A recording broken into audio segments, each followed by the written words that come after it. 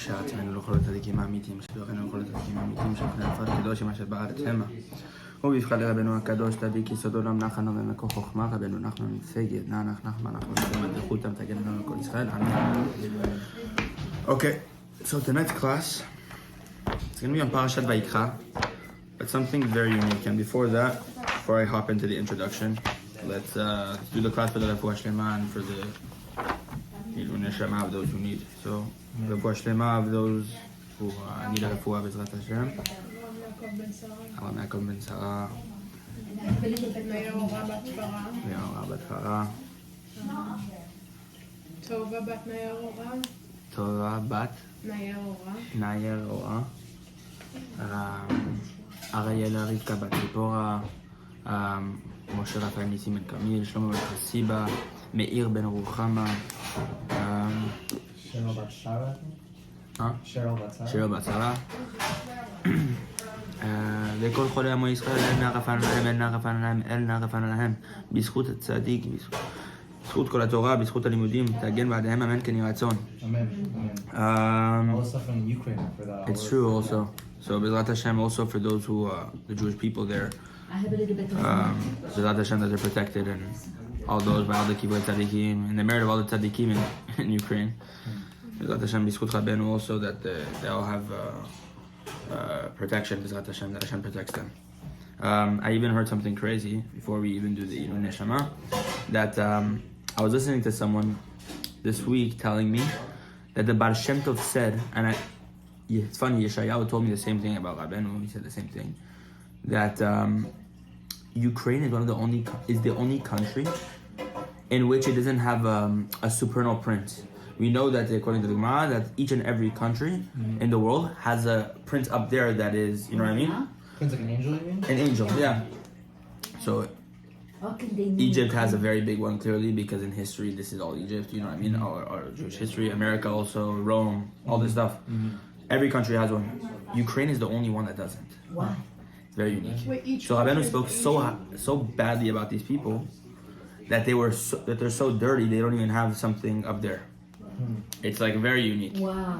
It's a very big tumor. I never heard that. Yeah. So Bashem said that also. How do they know that Ukraine, because Ukraine, they specifically say Ukraine doesn't have... Yeah, I mean, I think definitely the fact that Rabbeinu and Bashem Tov and all the tzaddikim, even the Arizal was from Eastern Europe. Buried over there. They were all born there. Why did they come from there? You know what I mean? So what's the point of all this stuff? For sure, there's lots of nitzotzot. We also know Uman is the center of all the klipot. There's lots of deep things with regard to this. Lots of holy rectifications that happen specifically there that need to occur, and that's why the other tzaddikim are centered from there. And definitely not coincidence, that's for sure. But so, I also heard that Rabbeinu says that there is nothing that's going to be left of Russia. It's crazy. Except for a hill and a tree. Yeah. Wow. That's going to be... So look, B'ezrat Hashem, Hashem protects all the Jewish people, and God willing that we only hear good news for the Jewish people, that everyone is able to escape safely or whatever it is. All the people are the other ones too. Also, B'ezrat Hashem. Yeah, so B'ezrat Hashem, that everyone's protected and God willing. So, we'll also do the class for the Ilui Neshama of those Neshamot and in Aliyah. So B'ezrat Hashem, Menashe ben Esod, Kler Arid bat Moshe, Yaakov ben Avner, Rachel bat Aaron, Eli ben Simcha Rubi bat Esther,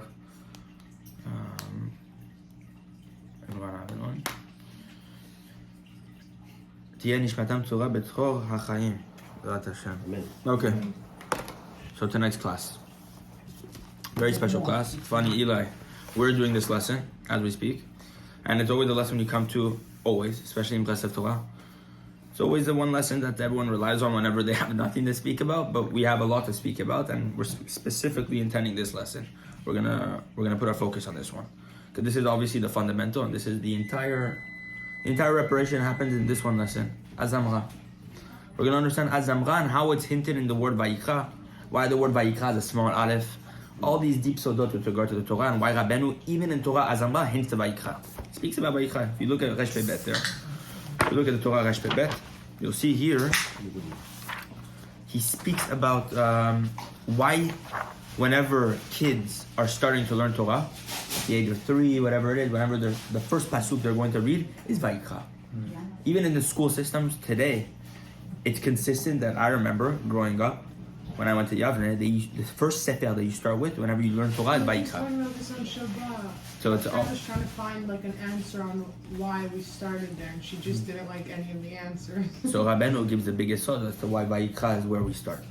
Because this What does it mean, Vayikra? Vayikra means that he called. Hashem is calling to Moshe Rabbeinu. It's very unique. Vayikra and Moshe. And he called to Moshe. There's no language there. Rabbi Natan notices, like, why doesn't it say Hashem called to Moshe? Who's the he here? It's very weird language. It starts at the end that Hashem Yidbach is like, what do you call it? His presence filled the Mishkan. Moshe wasn't able to enter, and then it said Vayikra and Moshe.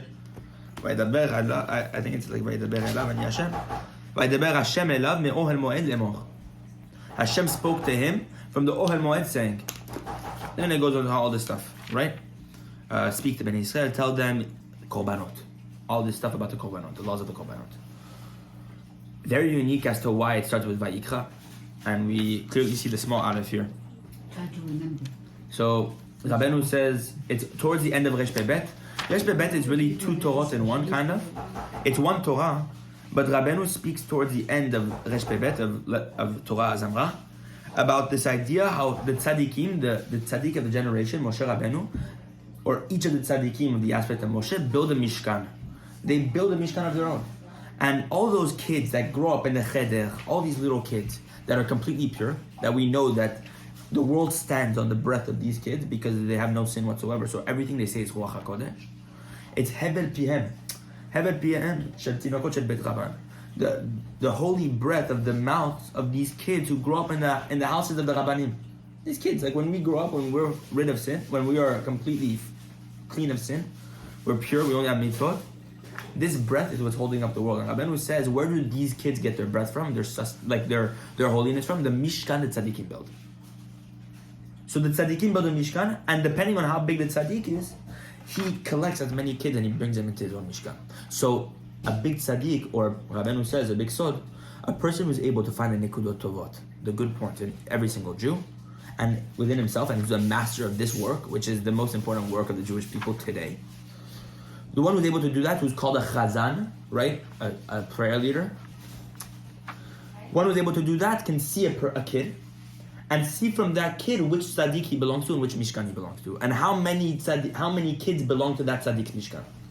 It's funny because you say Hazan, like the Hazan collect the good notes. Exactly. So this is the Torah. This is Torah, Resh Pebet.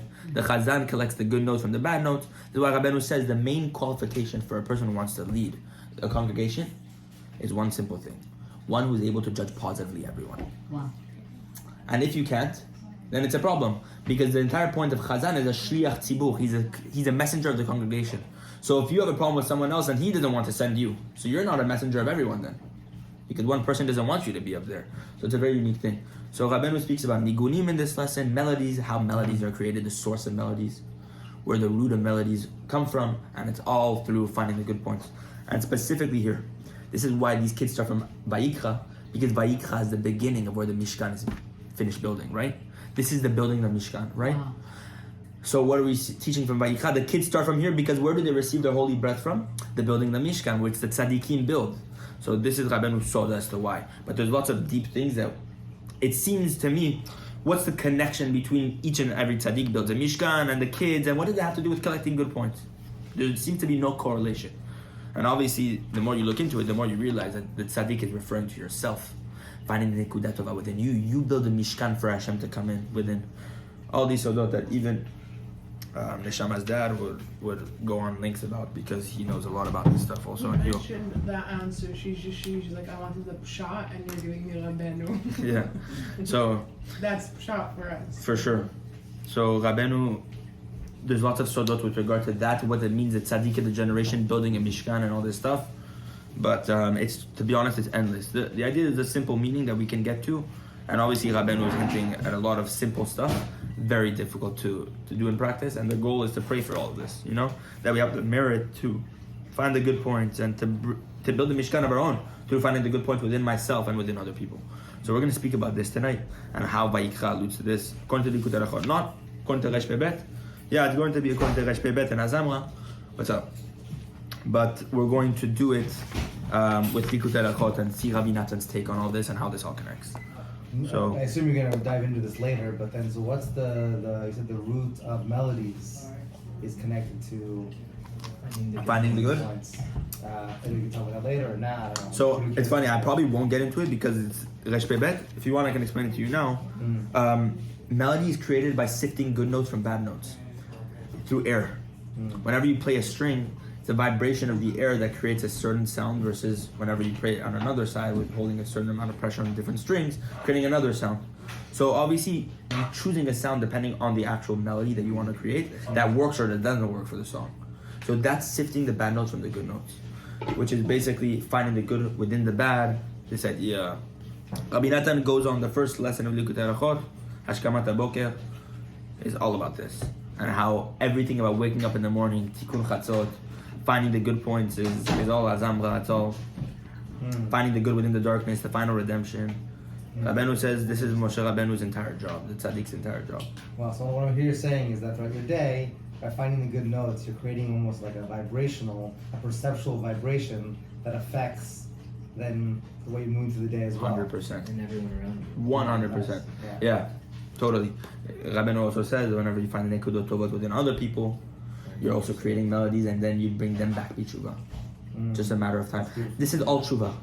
So yeah, technically the tshuva that we're engaged in is a song for Hashem. This is why tshuva is Hashem's most beautiful. You know what I mean? The melody Hashem takes most precious is our tshuva. Because Rabbeinu was saying, how do you create melodies through finding good points? And finding good points is the essence of tshuva. So we're going to understand all this stuff. According to Likutei Moharan, Rabbi Natan's going to bring this all together in an awesome way.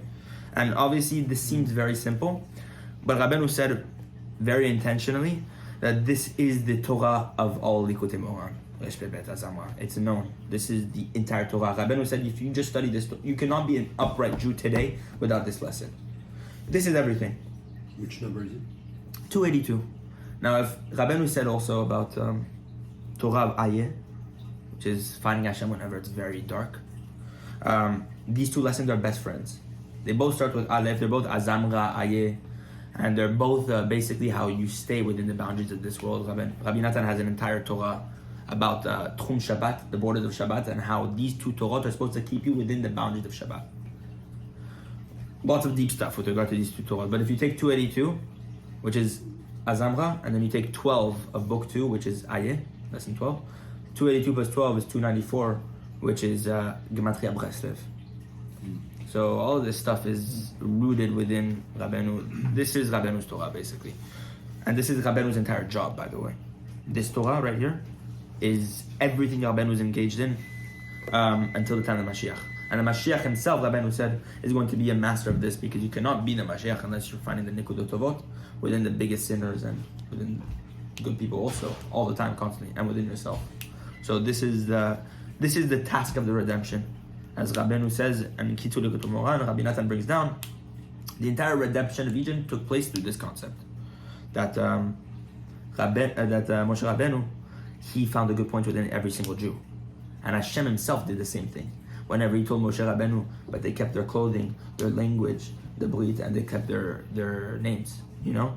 These were the Nekudot Tovot Hashem found within each and every Jew. And that's how he brought them out. So until Hashem brought out those good points and recognized them, Moshe Rabbeinu bring them up to Hashem and tell Hashem that these are the Nekudot Tovot in every single Jew, we weren't able to come out until that point. So this is the entire work. So let's see how Vayikra all alludes to this, and this idea of finding Nekudot Tovot. Why the small aleph and all this stuff. And I'm not sure if Rabbi Natan talks about this too, but finding the good points, I assume you have to have a certain level of clarity of the bad, right? Like you can't see clearly how the bad is concealing the good, also then you can't really uncover the 100%. Recognition, being emet, right? This idea that you understand where you're faulty, but yet even so, I understand where I'm faulty, but now I'm deciding to choose just the good that I do. It's not saying deflecting responsibility, because there's a point, obviously, Rabbeinu speaks about doing vidui, right? You know what I mean? You have to confess where you did wrong. And that too in itself has a reparation that we can't even imagine by admitting the bad that we do and all this stuff. But then at the end of the day, we have to find the Nekudat Tovot. At the end of your Eid Bodedut, at the end, the entire day, a person has to be engaged in constantly finding good. Because the redemption takes place on just this thing. Yeah, you're right. Vidui, everything, it's all important. Vidui Dvarim, being admitting of the sin. You know what I mean? This is all part of the process of Tshuva. And you're exactly what you said. You cannot recognize the good unless you understand what is bad also. You know? So, you're 100%, you have to sift. But it requires a tshuva on the bad, and then at the end of the day, telling Hashem Yitbarach, but I do this good, but I do this good, but I do this good. And even if you find bad within that good, meaning you find ulterior motives, you say that the good that I did, the tzedakah that I gave, I did because I was looking for honor, or whatever it is, it could be anything. Even within those pinyot, those ulterior motives, even that, there's still nekudat tova within there that you still have to find. Because every mitzvah has that. And every Jew, obviously, Rabbeinu says you can always rely on one thing, and this is the essential. You can always rely on one simple thing to always say that you have a nekudat tova within you, and that's saying that I have a neshama. I am a Jew. This is the ultimate nekudat tova. So, this is Rabbeinu's way of telling us that the way to bring the redemption is to find the good and nekudot tovot. And even when you can't find anything, saying that you yourself shelo asani goy. I wasn't made a goy. I have a neshama. Hashem, you created me. Because Hashem created me, there's no flaw in that. Meaning the fact that Hashem created a neshama within me is because He saw that within my neshama there's no flaw. My neshama is a part of Hashem. So how can there be flaw in that? God is not doesn't have any flaw. So let's hop into it. And obviously, if you guys have any questions or whatever coming off, you know what I mean? We'll jump. Vayikra Moshe, and he called to Moshe. So Rabbi Nathan goes on. By means of the tzaddik who judges everyone and everything positively. And he finds good points within each and every Jew, even in the furthest Jews, the most filthy Jews. And the tzaddik, he creates a path. And he enters this path within each and every Jew. He makes it known to each and every Jew that this is the way to go, that you have to find in your friends and in yourself good points. By doing this, so that in order that everyone enters into the side of merit, and that everyone returns to Hashem Yitbarach, Rabbi Nathan says like this, that entire avodah is all building the Mishkan. Building the Mishkan is this. So this is all these ideas of building the vessel of the Mishkan, why Hashem told us to do this and this and this and this, and all these laws with regard to the Mishkan, the Korbanot, everything is all symbolic of this simple avodah, which is nekudot tovot. Nekudot tovot, finding the good points. As we talked about earlier, that the tzaddikim, or this tzaddik, this special tzaddik, he builds a mishkan, that from this mishkan, all these little kids, these little infants, receive their holy breath from this mishkan. She'en bochet, and their breath we obviously know has no sin. The source of their breath and their holiness comes from this mishkan that the tzaddik builds. Shezeu b'chinat aleph zeira de Vayikra, and this represents the small aleph of Vayikra. Why is the aleph small? Kavua be'atorah Azamra imkomo. As we said in the Torah of Azamra that we talked about earlier, that this small aleph represents this idea of the nekudat tova, the mishkan, the little kid that is receiving its kedusha from the mishkan that the tzaddik builds. And this is why the kids start from Vayikra. Ayin Shaman, Rabbi Nathan says, look in that Torah to understand what we're about to say much deeper. So obviously it's a fundamental lesson. We continue. ולימוד זכות הזה הוא בבחינת אם יש עליו מלאך מליץ אחד מיני א' להגיד לאדם יושכו וכו'. It says in a pasuk, if there be upon him or for him an angel, מליץ אחד, an advocate, מיני א', like one among 1,000, להגיד לאדם יושכו, to vouch for a person his uprightness, or his the fact that he's good. Meaning, if there's just one angel, or one advocate of 1,000 of them, just one among 1,000, There's a 999 people, angels, that are going to accuse you for bad, for negativity, and there's one angel that says, oh wait, this person did good. Even just one, to vouch for his uprightness, this person is saved from getting out.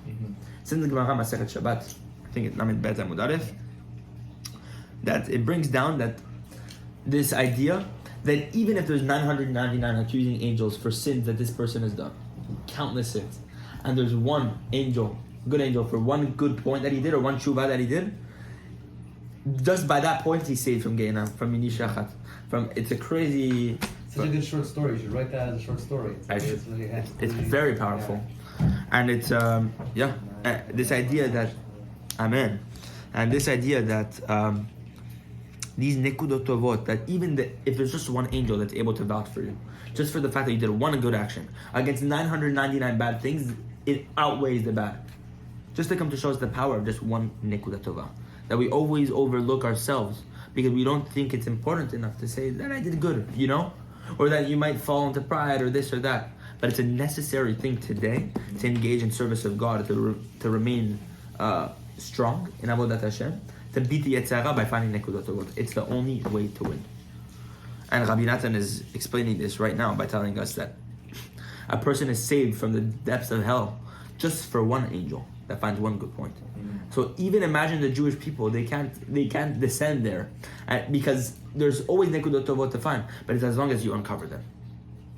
The second you discover the Nekudat Tovah is the second that it brought out to revelation and can fight off the bad. But the second it's closed off and concealed, the Yetzirah's entire fight is to make us not recognize the good, to try to conceal the good within the bad. So that's our job. That is, Rabbi Natan saying, even if you can't find within yourself just one merit, or if you can only find one single merit that you have out of 1,000 bad things, right? Just one. And Rabbi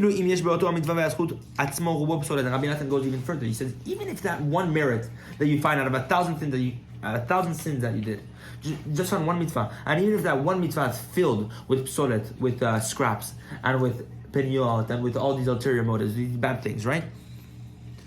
And he says, even if the majority of it is psolet, and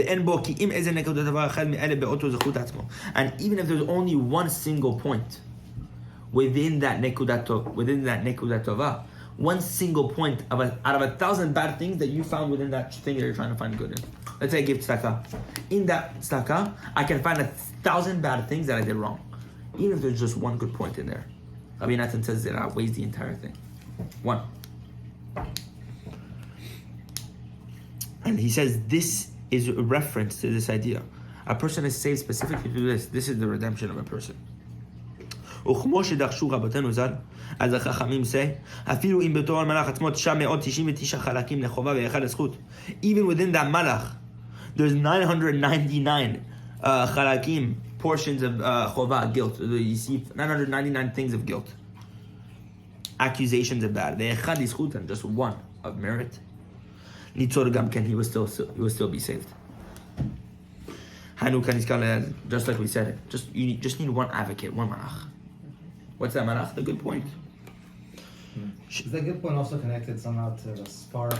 When we say a blessing over, say, some water or some food, there's a spark that's released apparently. Is there a connection there between the good point and that spark? 100%, because you're trying to bring the spark from within that klipa, right? You have to do a specific action within this world, which is enveloped in the klipot, because this world is completely, all klipa, to try to release that one spark within the darkness. It's all the nekudot tovot that you're trying to find. It seems a little bit almost opposite or contradictory in a way, because imagine I'm looking at this cup and I'm saying like, wow, thank you Hashem, just in English, thank you Hashem, this is the most amazing cup of water, this is beautiful, thank you Hashem, and I just drink it, you know? Versus me saying the bracha over this. In the first example, I don't raise the spark in theory, right? Or do I? I feel like there's only one way to raise the spark from a certain bracha versus 999 other ways to elevate it. And I hear you. Yeah. It's an interesting point. But I'm convinced that if you have good thought while you drink them, it for sure elevates, because your thoughts are so powerful. Sure. That the intention. Even someone who doesn't say a bracha, but that sees Hashem, wow, Hashem, thank you for creating. I'm sure. For sure affects a certain salvation on that Yeah. spot, for sure. Nice. Yeah. I'm sure. I don't know to Because what your degree, thoughts but are so important. And don't we say that in a bracha, if you have doubt that you didn't do a bracha and that you did it, you have to think about it. So yeah. It's there's yeah, I mean I'm sure you're right at some degree that the first time you had the intention, you know what I mean? You were trying to elevate it. You were grateful of that thing. Sure, you affect some Yeshua. Now, obviously, within the words of the Chachamim and why God decided that bracha would be created in this sort of manner has an effect that we can't even understand.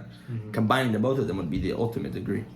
Now, I'm sure we affected both. You know what I mean? I don't know how much, but 100%. Aren't there like stories though, let's say, of people who didn't know the brachot or the tefillah, and like they were just like reading it, or like the story of somebody saying like the aleph bet, or For sure. just their own words. To a certain extent, it's like very high because they're doing the best they can. Totally. Like obviously, let's say try to learn or whatever. Baruch Hashem, we have a lot of Jewish schools, but yeah, I think You're right, 100%. 100%. Like at least you're trying. Hashem sees that. Yeah, it's all about the effort, really. That's what Hashem really cares about, the intention, where you want to be, you know? That's all. Yeah. But they're 100% right. So, Rabbi Nathan goes on, that also that mitzvah and that merit that you find within yourself and in your friend. By the way, if you take a notice, Rabbeinu, whenever he starts this lesson, he says you have to find it within others. Rabbi Nathan switches the order whenever he starts Likutei Moharan. You have to find, Rabbeinu says, find the good point in others and then find it in yourself. Rabbi Nathan actually switches it. He says first you find it in yourself and then in others. Rabbi Nathan is telling us something big. You cannot find it in other people unless you start with yourself. It's like what Rabbeinu said to Rabbi Nathan when Rabbi Nathan came to him and was having trouble writing Likutei Moharan. Different concept, but same idea. It starts with yourself and then you can, you know what I mean? That Rabbeinu told Rabbi Nathan, you're having a problem with your Sfarim because you don't have Emunah. And Rabbi Nathan said, I don't have Emunah. What do you mean I don't have Emunah? And Rabbeinu told him, it's not that you don't have Emunah on Hashem. You don't have Emunah on yourself. You cannot have Emunah on Hashem without having Emunah on yourself first. So it first begins by Nekudat Tova within yourself, and then you can find it in other people. Because you cannot have this strength to find it in other people unless you yourself are encouraged to find the good, you know? You have to train yourself for this. So Rabbi Nathan says, within yourself and with other people, even if it's just one mitzvah or one simple merit out of 1,000, and even if that merit within itself has lots of scraps and lots of ulterior motives and bad things, and there's only one portion of 1,000 of a good point in there. What did he say?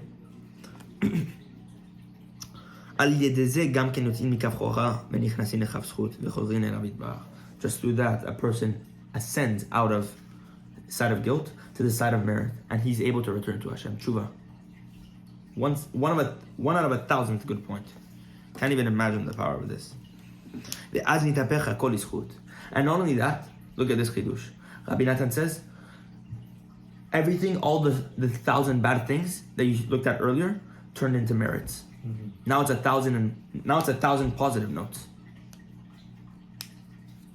There's no more sin anymore. And we're speaking about this in simple terms, but we can't imagine the Yeshua, the salvation, the reparation that we're doing just through this simple thing. That I say within my friend, he's doing a good point. Yeah, he might not do anything. But you know what, Hashem? I saw him make a bracha yesterday. And then you go on for 5 minutes to Hashem Yitbarach, telling Hashem.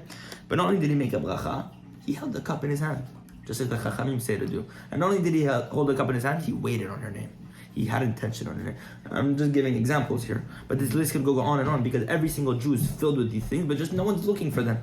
Or no one's bringing them out. And they're there, but the hard part is Hashem cannot do anything with them unless you tell Hashem, notice it. And that's what the tzaddik is doing.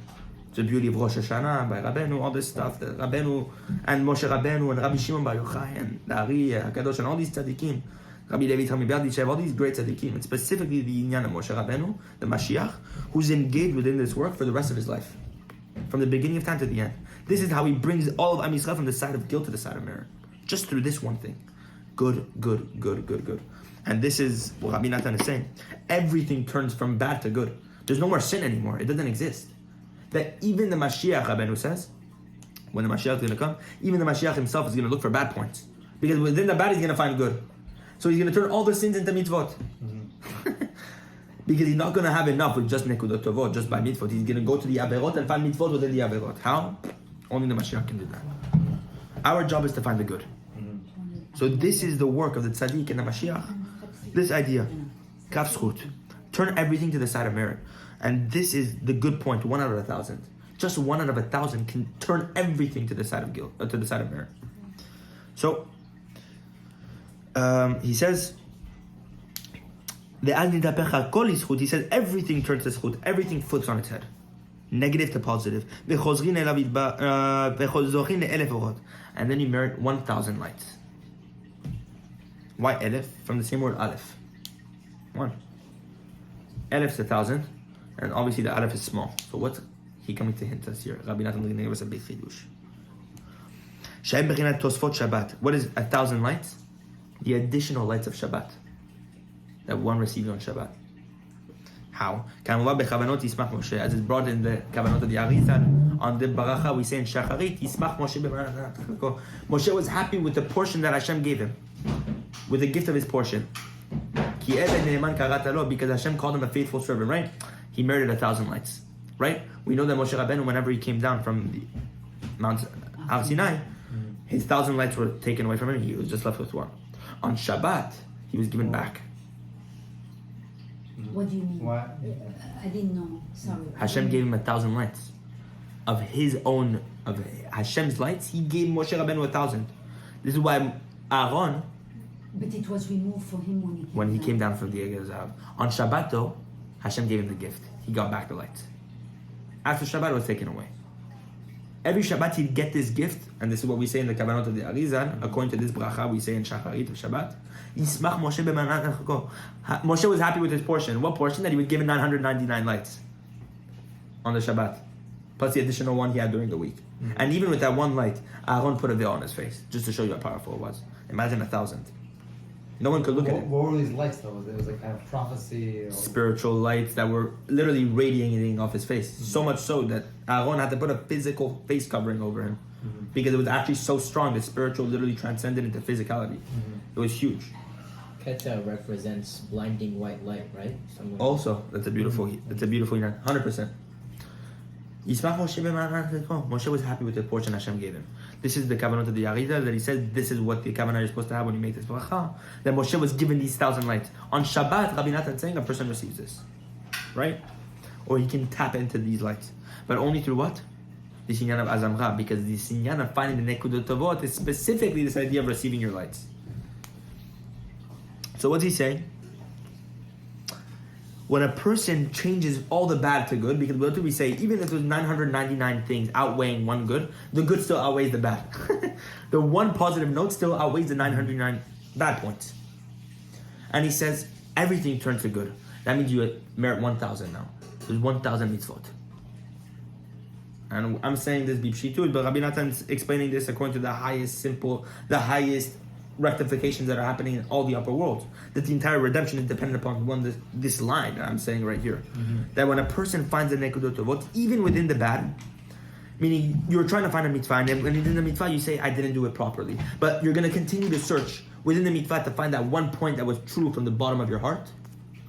And even if you can't find that, you say it to Hashem Yitbarach, Av Neshama, then my ratzon is there to be with you. When you are constantly engaged within this war against the Yitzhak to find the good, everything turns to mitzvot. There's no more averot anymore. Up there, whenever you're going to go up there, you're going to be surprised to see that you actually don't see any black angels anymore. You're only going to see white. This is what Reish Lakish says in the Gemara, that Rabbi Natan is hinting to here, obviously. That Reish Lakish says, when a person does tshuva me'ahava, when a person does tshuva from love, he's able to merit that he turns all his sins into mitzvot, his intentional sins into mitzvot. Zidonot lischuyot. He turns his zidonot, his intentional sins, into mitzvot, into merits. So Rabbi Natan is saying here, you want to merit that? to turn everything into good whenever you find a nekudat tovot. This is what we call tshuva me'ahava, tshuva from love. This is how you turn everything. There's a way of doing tshuva that wipes out the bad, right? But you don't add it to the side of positivity. This is the way to turn everything from bad into good. Even all those sparks that you lost, all the sins that we did are actually turned into mitzvot. Hashem's going to find a mitzvah within that. How? That's not our job to figure out. Our job is to find nekudot tovot. The tzaddik will do the rest. Hashem is going to judge us according to that. You know? But it's our effort to find within other people also. Rabbeinu says even this. Afilu ברשע גמור. ואף על פי שאתה רואה שהוא רשע גמור, אף על פי כן צריך אתה לחפש ולבקש למצוא בו מעט טוב. Even within a complete rasha, you have to try to seek within him some good. Now, it's not to make the mistake to say that the bad that he's doing is good. No. To find the good, because even within the rasha gamur, there's for sure something good that he did. You have to look. And this is an effort. You know that is incumbent on every Jew. So he says... Just to clarify, when we're finding a good point, that's taking or transforming 1,000... is it bad points? Is it bad points of view or bad thoughts? Or is it bad actions? Actions. Even. Thoughts. Whatever it could be. Even thoughts can render as a bad action technically because... Yeah, it's separate. I feel like it's different. There's different levels. 100%. Yeah. Let's say you were to do this. You were hiurim ra'im, evil thoughts. Let's say lustful thoughts, for example, it's a sin technically.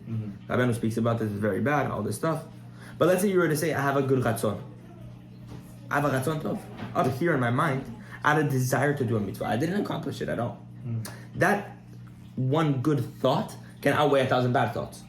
Now, the one action of putting on tefillin can outweigh 1,000 bad actions of whatever sins that we did, God forbid. Right. You know? And even within one mitzvah, there's 1,000 nekudot tovot a person can find. It's just a matter about you being honest with Hashem and looking for them. Because who wants to take the effort to actually find? But Rabbeinu says, this is a very big sod on Hibodedut, and Vidui, and the Shammah's dad is very into this, and he can speak a lot about it. This idea of going through this progression of a vidui, where you start off with finding the things that you did wrong and telling Hashem before him, and then finding the brit of Avraham Avinu, Yitzchak, Yaakov. It's like the same structure of tefillah. When you go in tefillah, at the beginning of korbanot, all the sacrifices, you start off by finding the bad, or not finding the bad, by mentioning the bad things that you did, right? I did this wrong, Hashem, but I'm a sinner, I'm a this or that. But then there's a point to the change. Right before the Shema in the Korbanot, but we are your children, the sons of your covenant, right?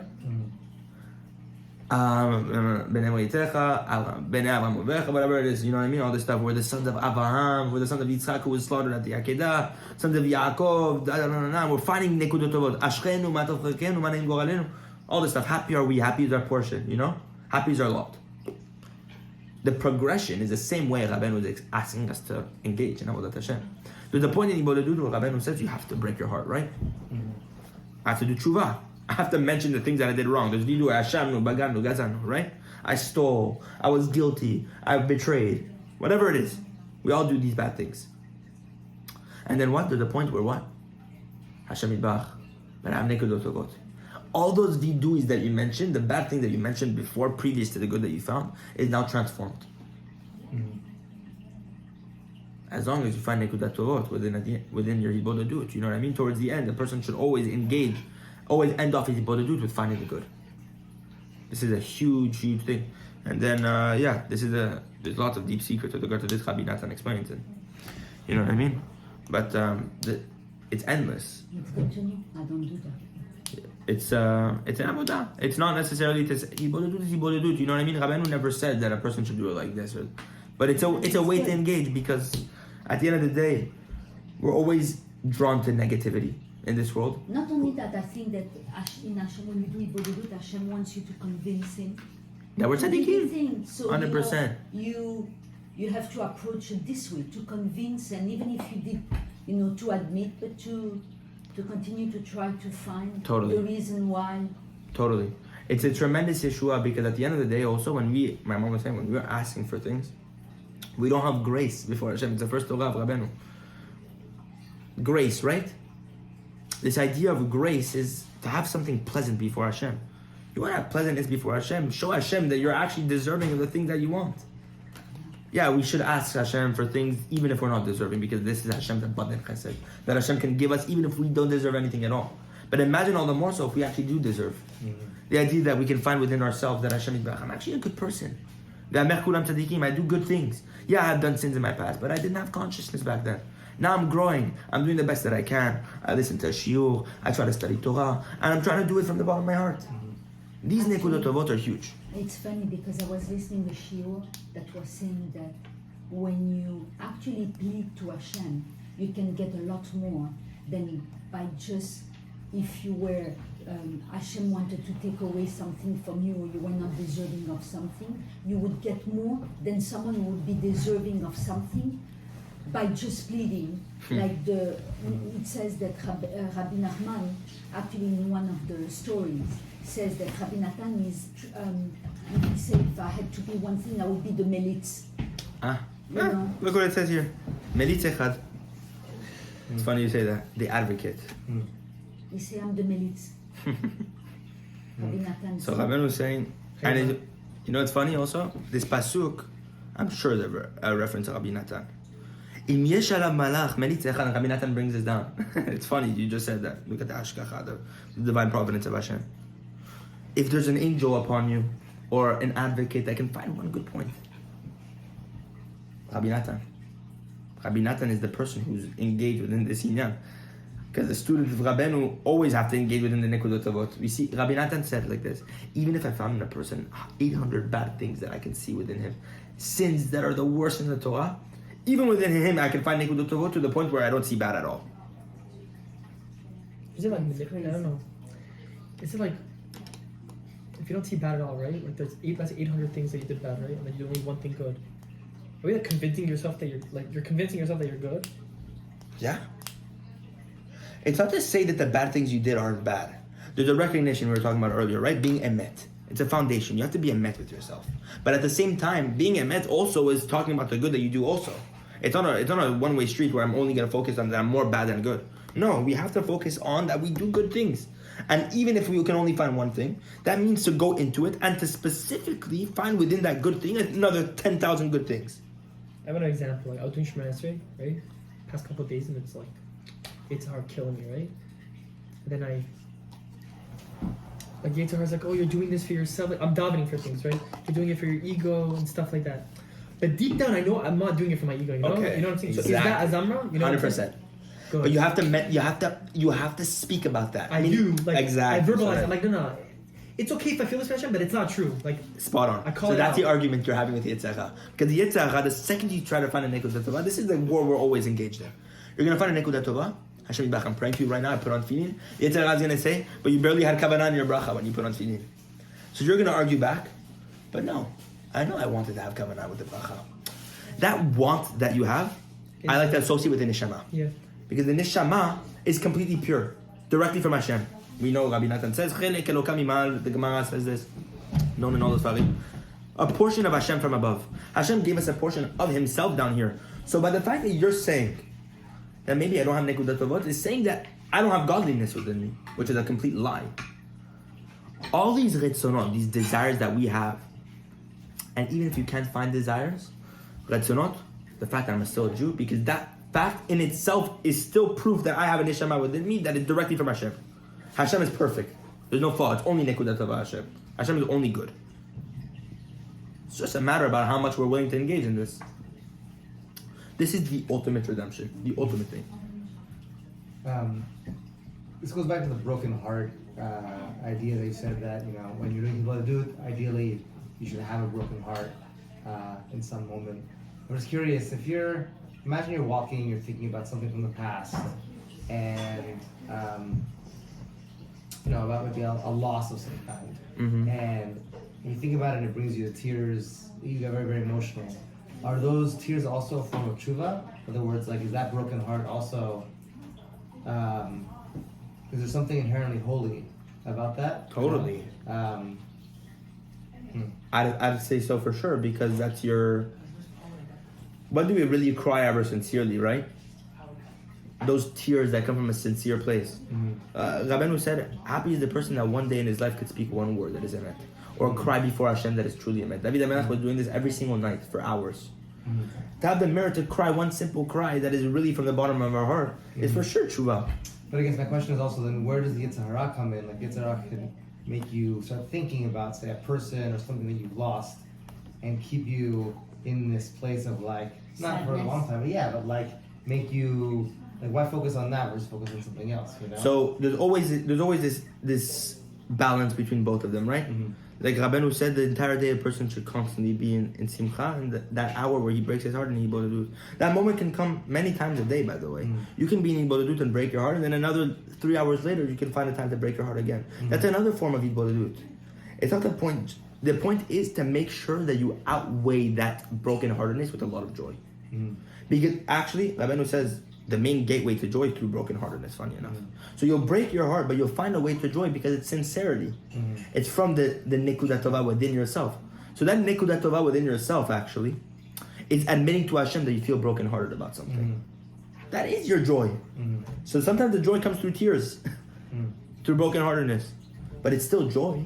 You're going to feel the joy lift you up. Abenu says a good sign of a good ibadut is whenever you're besimcha after it. A good sign of a broken heart is when you're besimcha, the simcha that leads after. So we see this because you're confident in the fact that you were sincere enough before Hashem. That's the point. Like 100% we should constantly be engaged in positive points, because the more we're brokenhearted, the harder it is, or the more easily it can lead into depression, God forbid. But we certainly need the brokenheartedness because it's an essential part of coming close to Hashem with sincere, you know what I mean? Sincere connection. But you're spot on. Like, try to focus on much as positivity, and certainly try to spend some time during the day to engage within, you know what I mean, this brokenheartedness. So this is a huge Torah. We're discussing secrets here that for thousands of years, till Rabbeinu really, tzaddikim were waiting to understand this concept and to bring this to life. This idea of how to turn sins into mitzvot, how to bring people closer to Hashem Yitbarach, to do tshuva. There's a story of the Bashem Tov once, that a father came to the Bashem Tov, and his father lost his son basically. His son went off the path. Didn't lose his son. His son went off the path. And how old was he, more or less? I can't tell you the age, to be honest. But it seemed like he was in his, let's say, teens or something like that. That's what it seems to me. 18? In his teens, I don't know. Early 20, I don't know. Teenager. He went off the path. And back then, the way it used to work with the people who were very strong, because they were very strict in Avodat Hashem, Litayim, all this stuff, they would, what's it called? You know what they would do? They would, even before the Bashem Tov, even just in general, people would mourn their kids because they left the path of the Torah. They would literally mourn their kids, Like do Shiva. death? They do Shiva. And this person came to the Bashem Tov, and But would they accept them back? what? Whenever, if they did Shuvah, but it wasn't ever certain of that. Now this person came to the Bashem Tov and told the Bashem Tov what happened, and the Bashem Tov told him, Bevadai, he went off the path because of the way you treat him, and the fact that you did Shiva already sealed the deal. So you know what he said? I want you to bring your son back and to find Nekudot Tovot within him. I want you to find the good within him and to encourage him only, no bad. The person said, are you insane? The kid is off the path. What am I going to encourage him? Said, you're going to do that.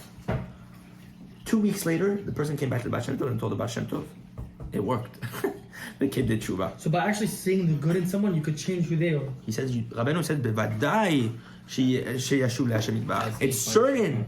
Maybe We that's talked what's about this, missing. right? Like your mom always talks about the system. Maybe that's what's missing. All the 100%. Well, the This is the teachers- entire thing that's missing.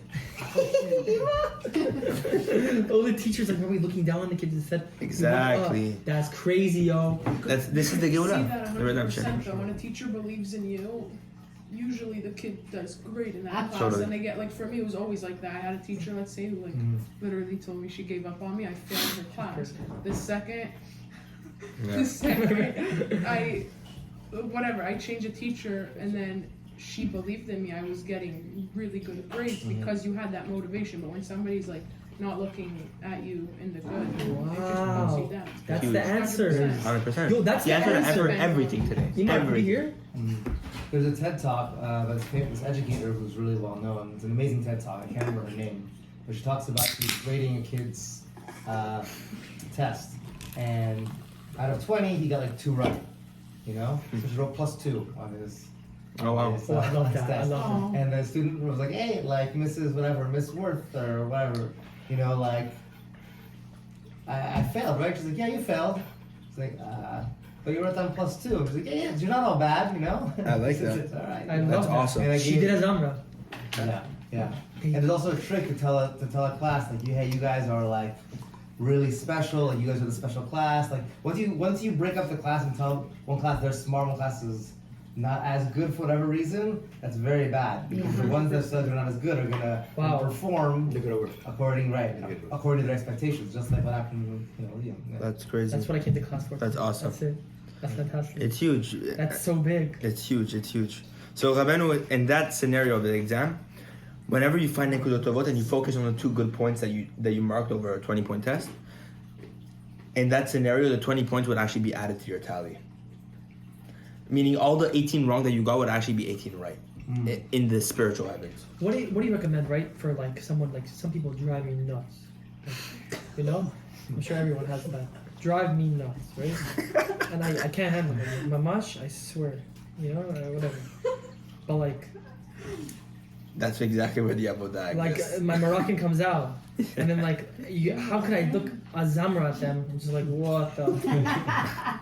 That's the hardest. That's where the test really is, you know. I can't. But the truth is, you'll have an Don't easier see the time. bad. Yeah. At least sometimes That's you the can problem. get to the good.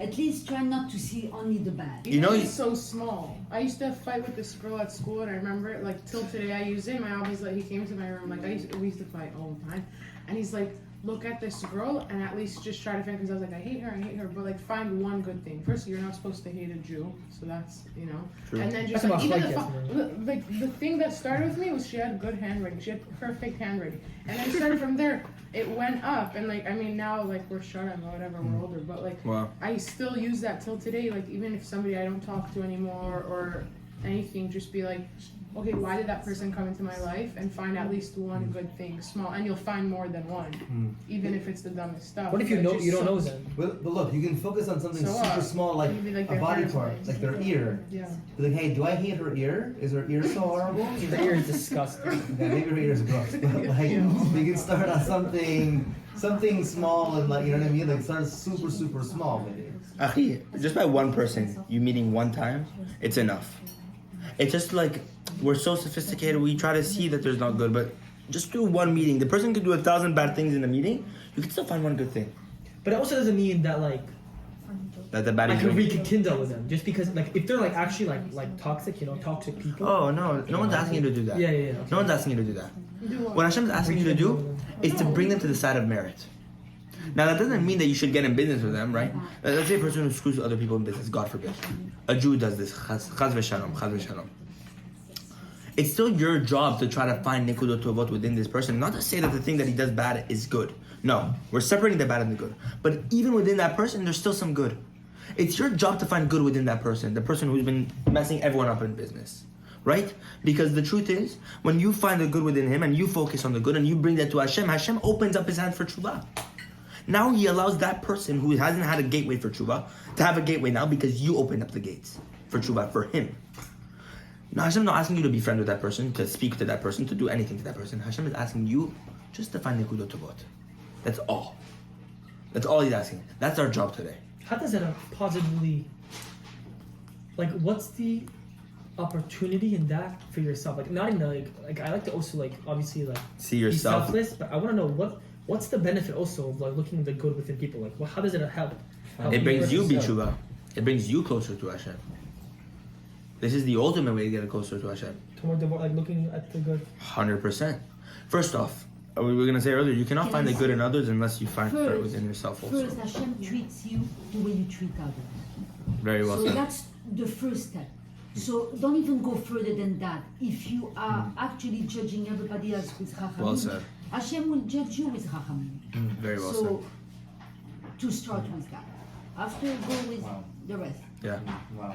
That's No need to say more. Ima. No need to say more than that. And on a less lofty thing, it's also a way to reduce your suffering, brother, you know? Yeah. Oh, if you had more- like trauma about like this person and like you were Yeah, if forgiven. you're triggered by this person or that person, and you're like, like this is driving me nuts. Like I can see you're getting really upset even when you're talking about it, you know. So like by finding ways to judge someone else in a positive way, you're actually reducing your own suffering. Awesome.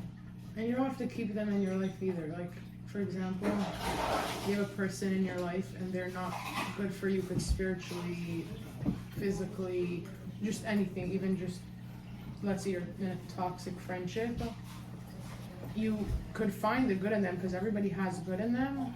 Just, I don't know, yeah, like as Moshe was saying, like separate yourself. That doesn't mean like Hashem's making you be best friends with them.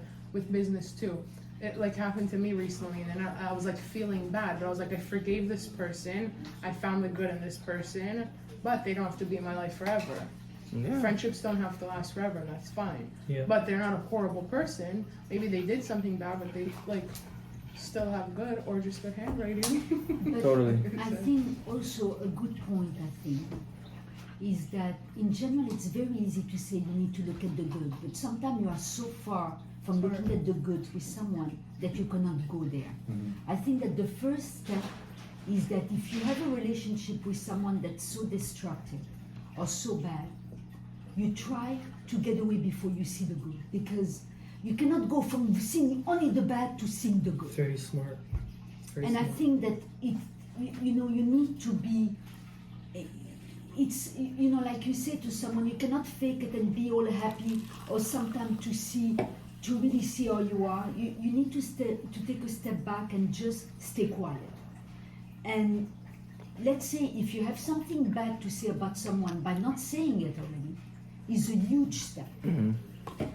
So don't look at only going from not seeing the bad to seeing the good. I think that there are steps that you need to take, and sometimes you need to go step by step, because you cannot lie to yourself and say if you really feel bad about something and say, oh, it's great, and you feel like it's really not great. It's like No, but no one's saying the contrary to say that the thing that he is guilty for is good. yeah, but it's so still strong sometimes. You're right, but that's the entire that's the entire redemption, is to find within that person that literally you hate, that you cannot stand, the good. The entire redemption exists specifically there. And once you're able to affect that redemption, to find the good within him, Hashem, somehow, one day he's going to do tshuva, and you're going to do tshuva, and you're going to be able to sit with him. You're going to. 100%. The truth is, all the problems exist within ourselves a lot of the It time. really is. It is. It's all But like you know, within. I It's all really within. have a funny story. Jealousy, maybe that it's a someone told me. jealousy. Like you don't like this person. Maybe It's you're more like the jealous things about they something. did Yeah. with family and stuff. Yeah. You know, like they did stuff to family that like, not to go into it, but like they like anyone like that does stuff and, like or affects your life or your friends or Totally. people you love, and it's like Definitely. Yeah, hooks and they very don't- good. Don't Very keep them in difficult. your life. You don't need to do that. Kavi, they're not in my way, but it's like they remind me of like what how do you Yeah. do that? Right. Tough.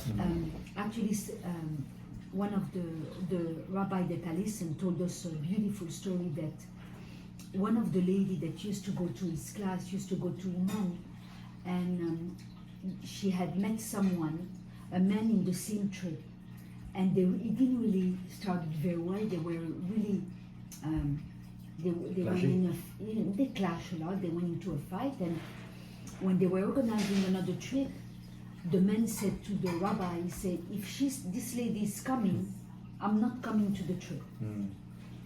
And the rabbi talked to him and he said, not to pay attention, to make it short, they end up getting married. That's really short, man.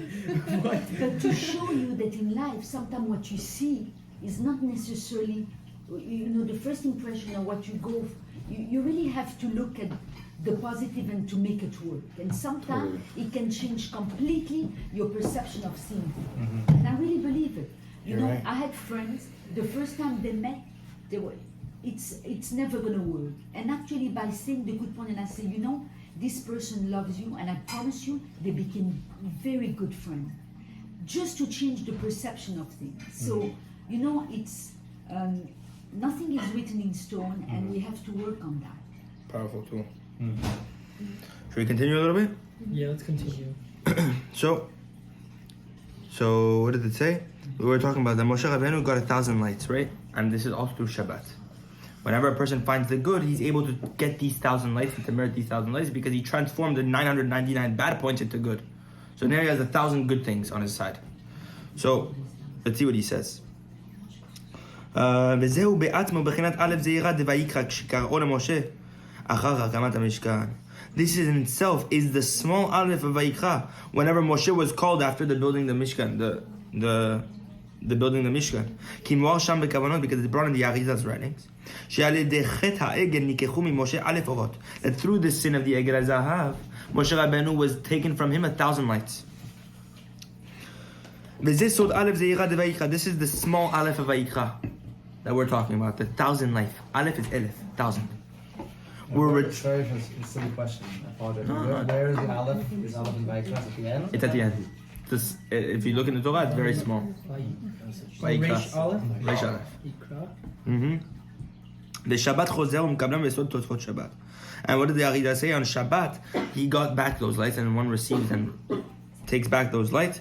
In the Sod, in the aspect of Tosfot Shabbat, these additions of Shabbat. What is the additions of Shabbat? Meaning those extra 999 lights. And then a person what? Receives back those crowns. I mean, each and every Jew receives back those crowns that they, that they once had. And Moshe received them first to complete that which he was lacking. Because he had them at the beginning, was taken away, now he got them. Then Moshe Rabbeinu, with his good eye, with a beautiful eye, is able to distribute them to all of Am Yisrael. And from these crowns, these lights, well, Eli, you were saying earlier, Am Yisrael inherits these additional lights of Shabbat every single Erev Shabbat, Friday afternoon. For Shabbat. Ayen Sham, look there. Each and every Jew receives this. And Rabbi Natan says all of this is dependent upon what we just said above. Nekudot Tovot. You want to receive those lights on Erev Shabbat? It's all to Nekudot Tovot. כי משה שהוא הצדיק האמת, because Moshe who's the true צדיק, על ידי הזכות שמלמד הישראל ומוצא בהם נקודות טובות, אפילו אם הם חוטאים מאוד כמו מעשה העגל. Through the merit that he teaches and he finds within each and every Jew, and he finds those good points even in the biggest sinners, even within the sins like the Chet HaEgel, the golden calf, which is Avodah Zarah, Rachaman Nitzan, God forbid, שכולל עבודה זרה וגילוי הרע ושפיכות דמים. We know Rabbi Natan says, he brings this idea that the Egel Zahav encompassed idol worship, immoral relations, and murder, all in the three, in one. Even within that, even that, Moshe Rabbeinu gave his life up for them. Nekudot Tovot. Even for the worst sins. Until he finds within each and every Jew some merit and brings them back to Hashem. He says, that makes them do tshuva. And through this the Mishkan is built. This is how you build a Mishkan today, right now. And this is how we call the Mishkan within the small aleph of Vayikra. Why did they Vayikra with the small aleph? The small aleph, the 1,000 lights a person receives through the good points that he finds. And whenever the tzaddik is finding those good points, he distributes all those things. So you can yourself receive those good points as long as you yourself are engaged in this avodah of finding nekudot tovot within yourself and in other people. These are the 1,000 crowns that a person receives on Shabbat. Le'ramez lo, to hint to this person, she'elech b'derech zeh. Why didn't it have a small aleph Vayikra? To hint to this person, small nekudat tovah, one small point. A person can receive 1,000 aleph lights, 1,000 lights. To teach a person to walk within this path. Even when Am Yisrael sin very much,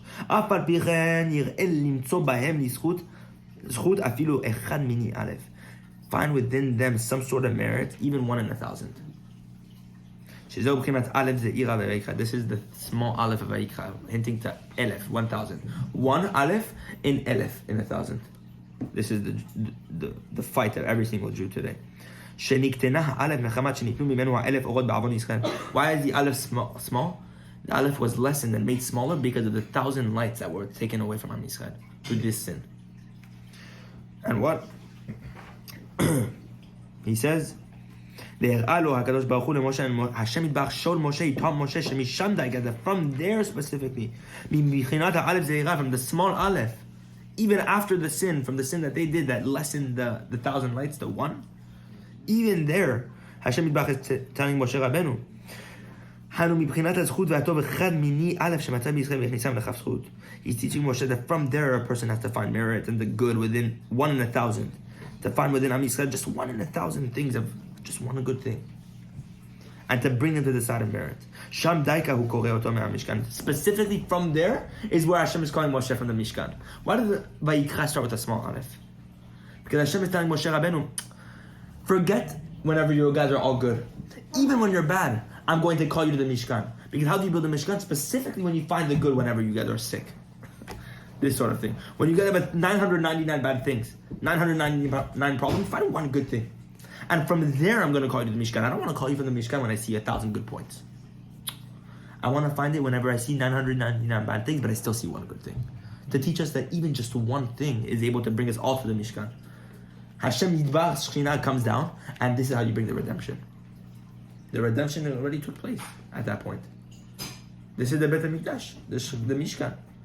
Each one of us builds our own by finding the good points, right? You're right, but whenever you find you build one beautiful Mishkan for everyone to dwell in. When you connect them all. 100%. Dang.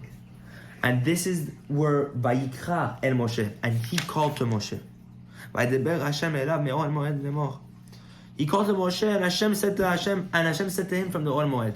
But wasn't also Moshe is the one that was giving the goods of everyone and putting it in the Mishkan? You're right, because the tzaddik is engaged in this avodah. You He takes the good exactly points of what every fits. single person and he brings them to Hashem Yitbarach. It's our job to attach ourselves to the tzaddik. It's also our job to engage in this avodah. The tzaddik does this at the perfect level. The tzaddik is engaged within this from the second he's alive to the second the Mashiach comes. The Mashiach himself will also do this. Moshe Rabbeinu is constantly finding zchut and Am Yisrael right now as we speak. This is the entire job of the tzaddikim. Now, the Vayikra that Hashem is hinting to, the small aleph, is showing us that I want you guys to find one small zchut, even in 1,000 bad things. One, just one. And that's when I'm going to call you to the Mishkan. When I see 999 bad things, but as long as you find one, you guys will still be worthy of bringing me down.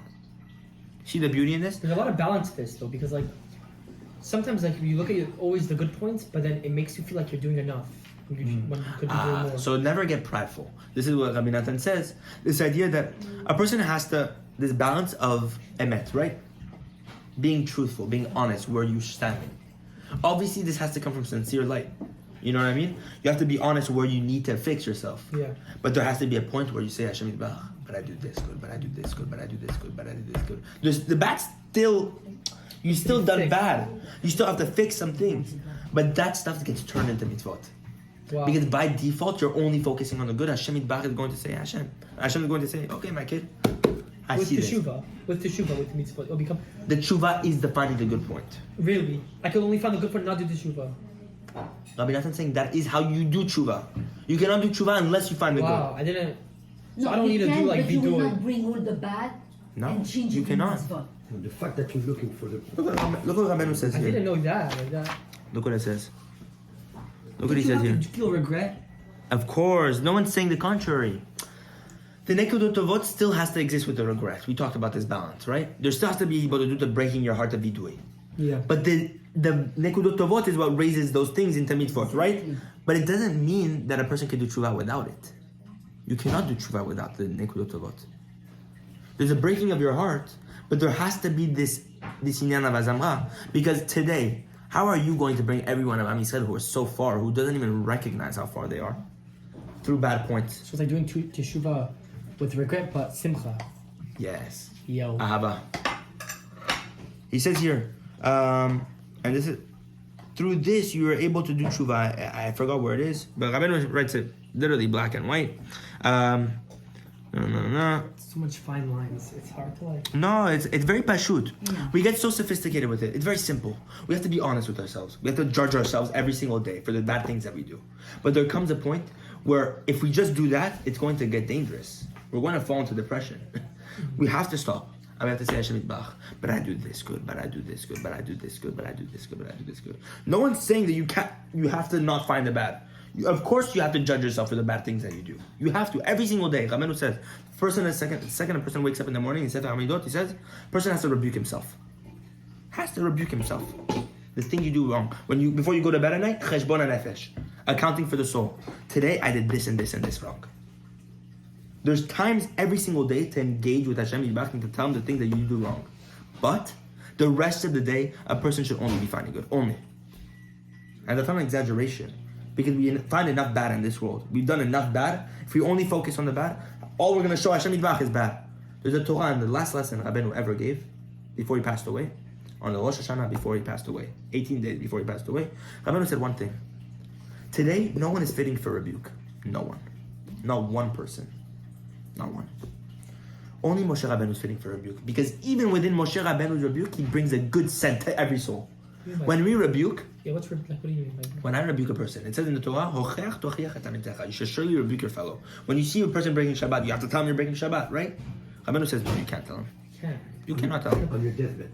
So he says, the Rashi brings down, Rashi says towards the end of one's life, but even the tzaddik engages in this. Moshe Rabbeinu, when he rebuked, he didn't even mention the sins of Am Yisrael. Look in Sefer Dvarim, he only mentions the places where they sinned. Because Moshe has such chokhmah that he knows that this is how he's finding the nekudot tovot within them. I'm not going to mention your sin. I'm going to say that the place in itself has influenced you to sin. You didn't sin. Mm-hmm. Sin is not applicable to the Jewish people at all. It doesn't exist. Moshe Rabbeinu was teaching us that every single Jew is pure. Look how careful he was. Look, and Moshe Rabbeinu, this is different level. Different level. Yeah. Imagine, so Rabbeinu brings the Gemara. It's in the Gemara, I think in Arachin, that Rabbi Akiva said of his generation, I don't know if anyone of today's generation is fitting. I'm doubtful that there's a person in this generation that's fitting for rebuke. Rabbeinu says, Kal v'chomer, all the more so our generation. Not one person today is fitting. Only the true tzaddik can rebuke. Our job today is nekudot tovot. Find the good. It doesn't mean to tell your friend that breaking Shabbat is good. No, that's wrong. But it means to say, I don't care if you're breaking Shabbat. Yes, I care. But you know what I care about more? That you put on tefillin every single day. That you make a bracha whenever you eat. That you do 5 minutes of ibodedut. That's what I care about. Forget the bad. When you find the good, the person's going to do tshuva. It's by default. You see, the problem is we have been so accustomed to look at the bad that we have to reprogram ourselves to look at the good. Yeah. It's so hard. It's so important to do that with your kids too. I feel like, especially like when they get to their teenage years, they get rebellious, and that's the hardest time. Like, so I guess like, okay, your son or your daughter is doing this or that, whatever. But if you bash them, and I've seen it with friends even, like in their families, it's like if they get bashed or get kicked out of their house, they're not gonna want to come back because they're like, my family hates me, or Hashem already hates me because I did this and that. Then there's no point. I'm already like going to, But if it's like, you're still doing that or encouraging to do that, even if they're doing some bad things, it's like, oh, my parents still love me, or even reminding them that Hashem still loves you. I think it's so important. Like, you could tell the difference between families who raise their kids that way or don't, it's very important. It's very hard, but it's very important. Very difficult. Yeah, for sure, because you don't want to see, like, it's hard to see, of course, like, as a parent. I mean, I'm not a parent, but I have 5 little siblings, so even me, like, as a sister, like, seeing my brothers growing up and, they're going through their things or whatever, it's, like, hard, but you can't be like, why are you doing that, or what's wrong with you, or, because then it's going to push them down and, like, make them run the other way. Yeah. Definitely. It's very hard, but it's important. This is the Avodah today. That's it. Rabbi Rabbeinu told us this is today's Avodah. That's it. There's people today that you can see that they only find good. Literally. I've seen people in Uman by Rabbeinu, they only choose to find positive points. The bottom line is people were actually applying Azamra, Mashiach would be here. Oh. For sure. Without doubt. If people were, applying Azamra on their daily life, Mashiach would be here. For sure. For the Jewish people. Totally. Definitely. Yeah. So let's finish it off. We have a few lines left. Yeah, a little bit more chicken. So Rabbeinu says like this. Rabbi Nathan says like this. Specifically there within the small aleph, when you find 1 in 1,000, you have 1,000 bad things, but you have one small good thing. Specifically there, Hashem wants you to build a mishkan. This is where Hashem asks you to build a mishkan whenever it's dark, but to find nekudat tovot. This is why the aleph is small, to teach us echad mini aleph. 1 in 1,000. That's all Hashem's asking for. And when you find 1 in 1,000, that's how you build a mishkan. That's it. Just 1. Nekudat tovot. And this is where Hashem is asking Moshe Rabbeinu, even after the Egel HaZahav, why did Hashem, after the Egel HaZahav, make us do the Mishkan? And then Vayikra, small aleph. Because he's telling us, even after Egel HaZahav, which encompassed immoral relations, Avodah Zarah, idol worship, murder, we got the Mishkan to teach us that from there Hashem wants you to find Nekudot Tovot. We did all those sins. We did the worst sins in the Torah. We did literally idol worship. After literally, we went through all the miracles of Egypt. And what Hashem is asking us, build a Mishkan. What's a Mishkan? Moshe Rabbeinu was telling us, Mishkan is Nekudot Tovot. Where did the Tzaddik build a Mishkan? Nekudot Tovot. Was it, I forgot, was it there? Were we told to build the Mishkan in the same spot? Right after the Egel HaZahav, Yeah. Hashem commanded us to build a In the Mishkan. same spot, basically. Yeah. Yeah, he changed completely his plan. Because of the Egel HaZahav, the Mishkan was not supposed to be given to us. Because of the Egel HaZahav, he gave us the Mishkan. And this is Otherwise, where we're going straight into we would have the Bet HaMikdash directly. Hashem's amazing. and We the have to change the Mishkan, plan. the Mishkan As soon is as a big something chesed. happened, the whole Because even Torah the- changed. Yeah. Actually, Hashem they say that the Mishkan was changes bigger all the time. than the Somebody makes a temple mistake, because it's he bringing changes his down. life.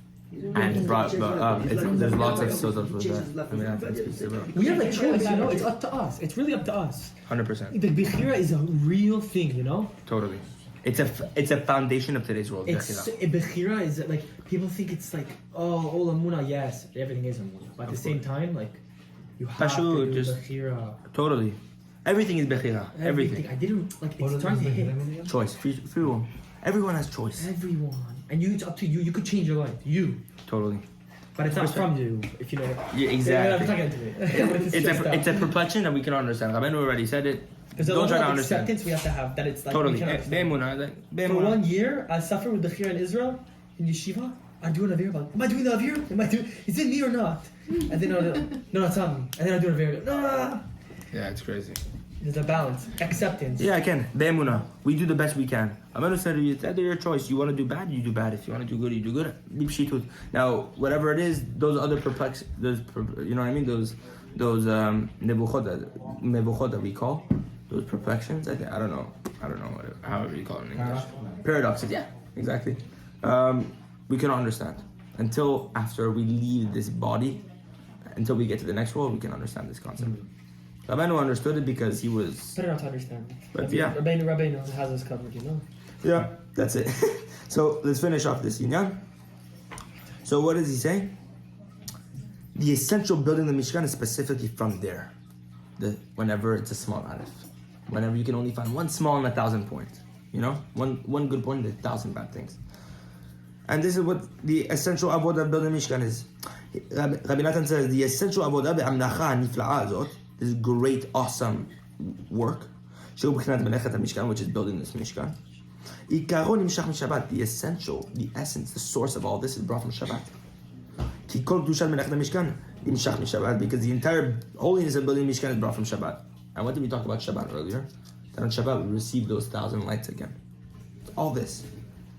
As Rabbeinu brings down in Torah Samech Zayin of Likutei Moharan, that Shabbat and Mishkan are directly connected.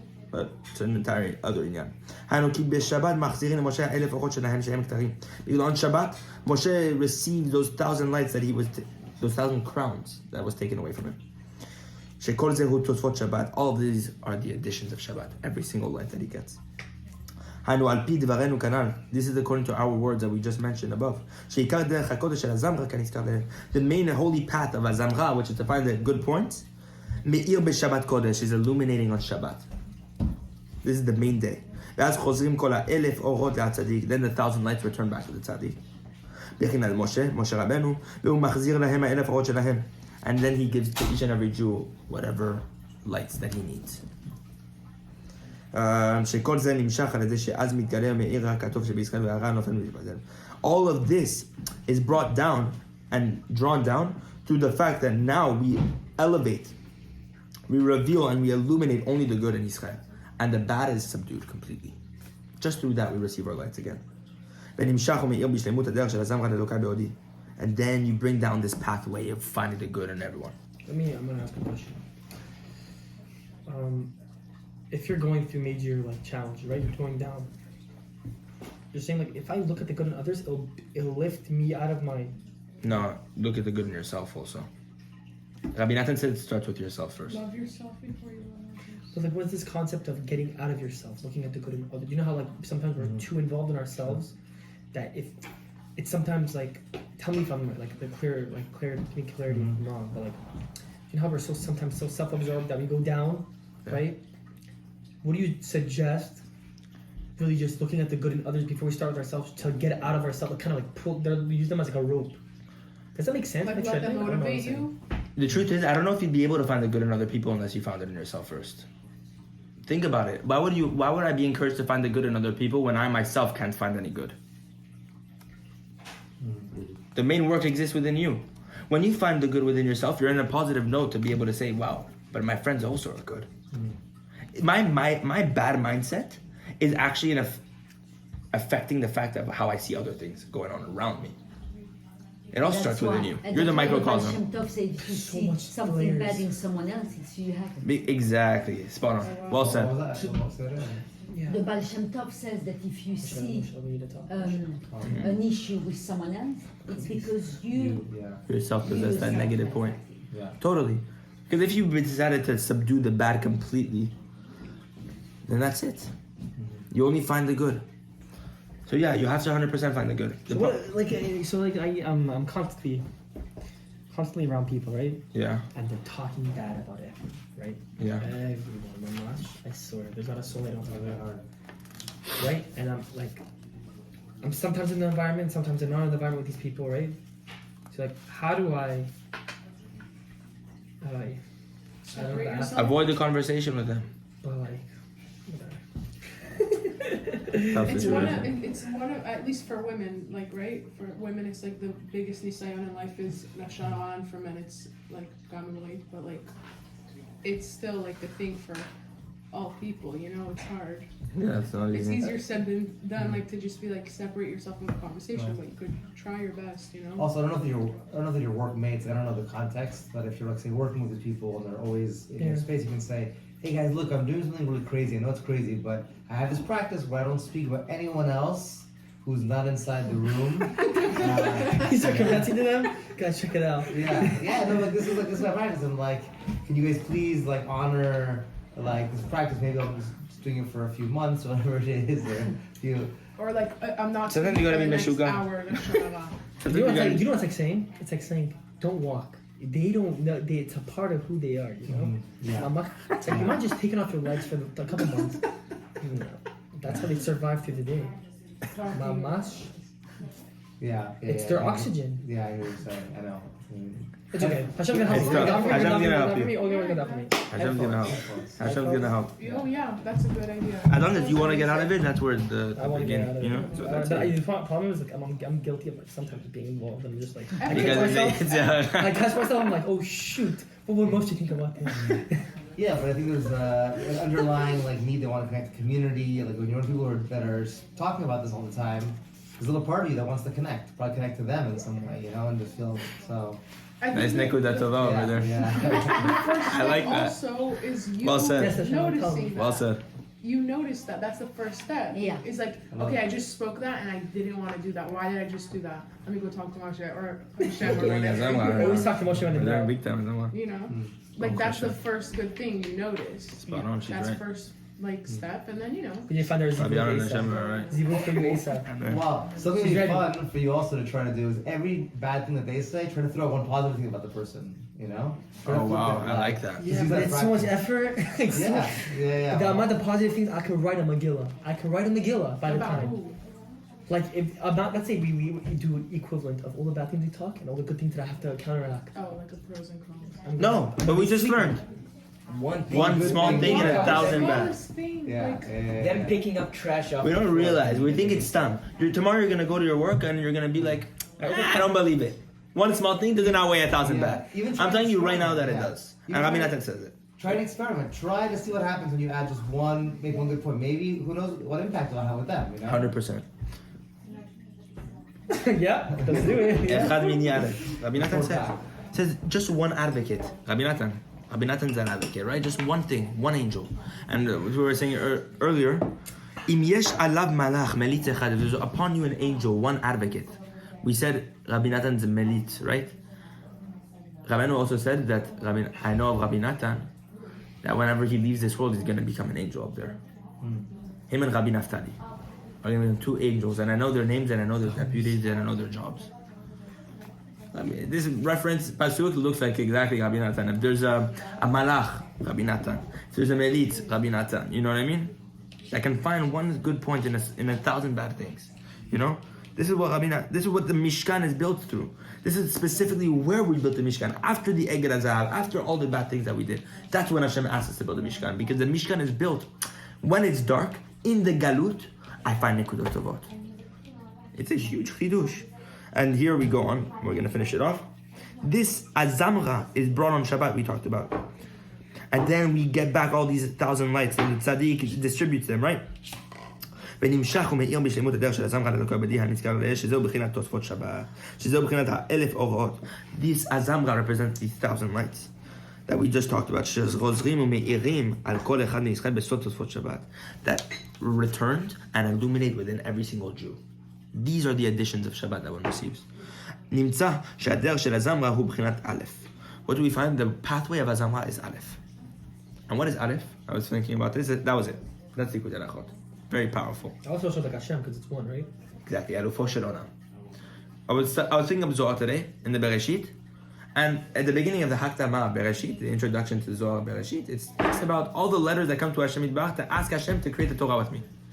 Taf comes to Hashem and says, "But Hashem, I'm the seal of Emet. I end the word Emet." But Hashem says, "But you also end the word Mavet, so you won't work. You're beautiful, Taf. You're very worthy, but you will not start the Torah." And then Shin, but Sheker, see? And then Kufresh, Tzadik, Aleph doesn't appear to the show. And it's funny because Aleph is before the Torah. Why is it that Hashem Yitbarach starts the Torah with Bet, Bereshit? And then why Moshe Rabbeinu brings down a Torah, which is called the Ten Commandments, Anochi, it starts with Aleph. What happened? He brings the 10 Commandments specifically after we did the Eged HaZahav. He brought the 10 Commandments again. Or he brought the Luchot, right? The tablets. And on the tablets were written Anochi. And it starts with Aleph, specifically after this entire fiasco of falling into the Eged HaZahav, you know? Because he's coming to show us that Anochi, that Aleph also, is this Nekudat Tovah. Bereshit is Bet, right? The Torah speaks about, if you do this wrong, you're going to get this punishment. If you do this right, you're going to get this reward. It's black and white, in essence. Halacha, right? There's purity, there's impurity. There's kasher, there's not kasher.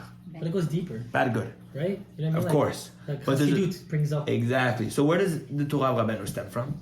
It stems from before Bet. It stems from Aleph. From the Baal Aleph. Shem Tov, no?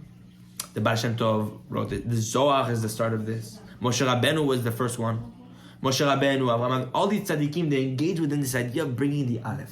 What's the Aleph? The 1,000 lights that one received on Shabbat. Through what? Just Aleph. Aleph Zeira, small Aleph. One Nekudat Tovah that you're able to find. This is the way to go before the Torah, which is the Torah. We know Tshuva was created before the Torah. So when a person is able to find the Nekudat Tovah, the Aleph, which exists before the Bet of the Torah, one is able to do Tshuva and come close to Hashem. Just one Nekudat Tovah.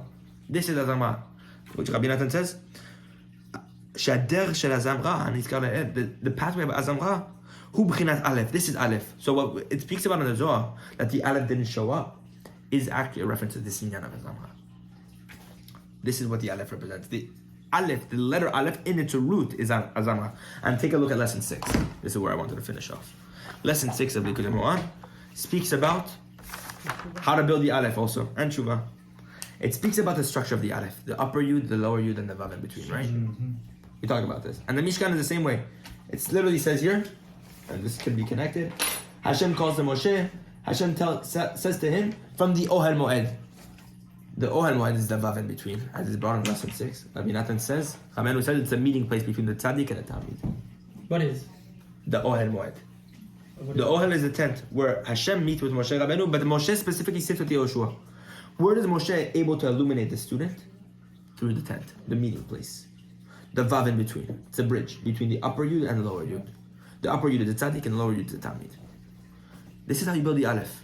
What did we say aleph is? Azamra. Look at the end of lesson 6. There's a very interesting sod there that actually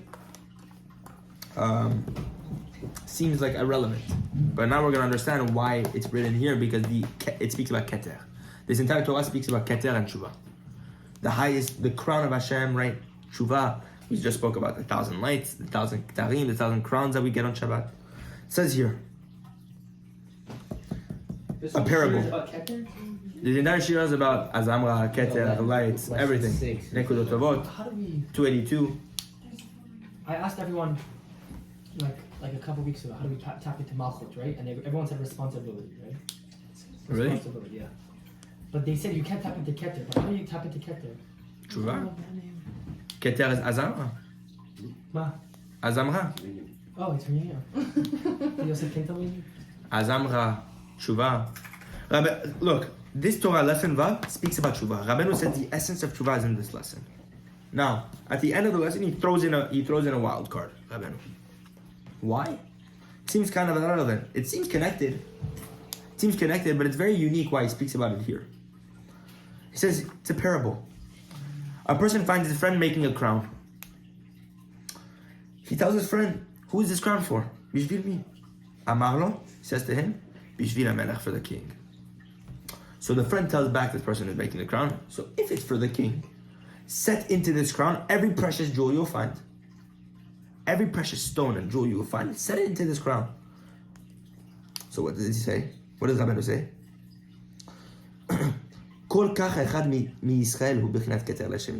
All the more so, every single Jew is a crown for Hashem.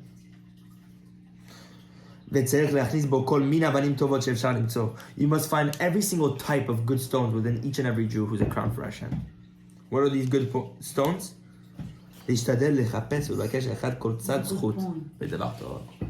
Any merit or any single good point. Lesson 6 speaks about this. Seems very unique why he speaks about Tshuva, waiting, all this stuff, Kavanot Elul.